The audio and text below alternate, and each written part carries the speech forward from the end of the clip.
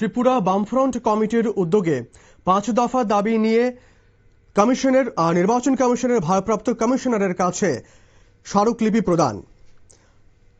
আগামী ১৭ এপ্রিল রাজ্যে এডিসির ভোট গণনা এবং সেই গণনাকে কেন্দ্র করে গণনার কেন্দ্রের ভেতরে এবং বাইরে কেন্দ্রীয় বাহিনী নিয়োগ করা সহ ৫ দফা দাবি সনদ নিয়ে বামফ্রন্ট পক্ষ থেকে অবাধ, সুষ্ঠু, নিরপেক্ষ গণনা যেন করা হয় তার ৫ দফা দাবি সম্বলিত একটি স্মারকলিপি রাজ্য নির্বাচন কমিশনের ভারপ্রাপ্ত কমিশনারের হাতে তুলে দেন। প্রতিনিধি দলে উপস্থিত ছিলেন বামফ্রন্টের চেয়ারম্যান মানিক দে সহ বামফ্রন্টের একাধিক শীর্ষ নেতৃত্বরা।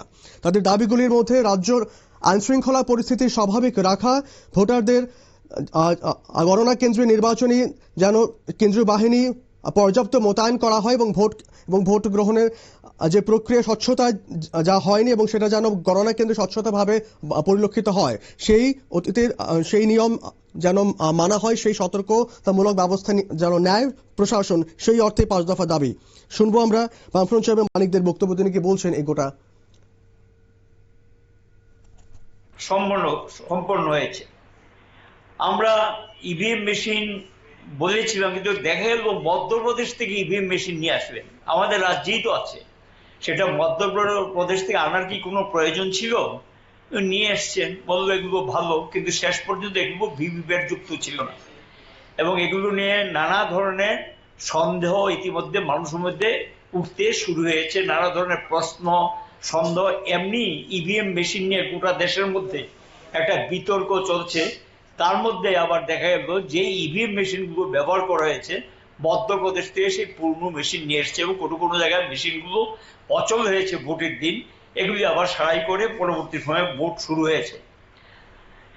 এবং এখানে কারচুপি এবং ছাপ্পা ভোটের মধ্যে নির্বাচন হয়েছে এবং অবাধ, সুষ্ঠু নির্বাচন হয়েছে। এই দাবি নির্বাচন কমিশন করতে পারবে না, আমরাও এটা মনে করি না।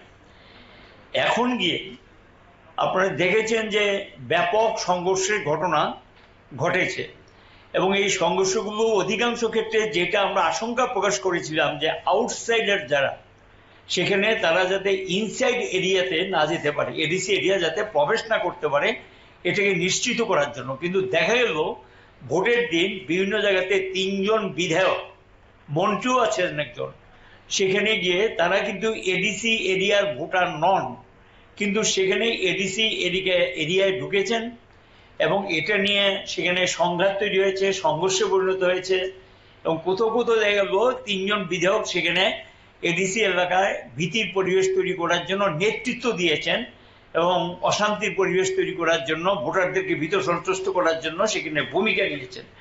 এ সম্পর্ক কোনো ব্যবস্থা নেই। বামফ্রন্টের নেতৃত্বের পক্ষ থেকে জানানো হয়, এই আগামী ১৭ এপ্রিল ভোট গণনার দিন গণতান্ত্রিক পরিবেশ বজায় রাখতে, সুষ্ঠু পরিবেশ বজায় রাখতে নির্বাচন কমিশনের যে সক্রিয় ভূমিকা অত্যন্ত গুরুত্বপূর্ণ।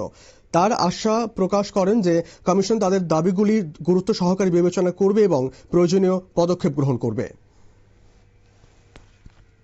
নিয়ে নেব ছোট্ট একটা বিজ্ঞাপন বিরতি, সঙ্গে থাকুন।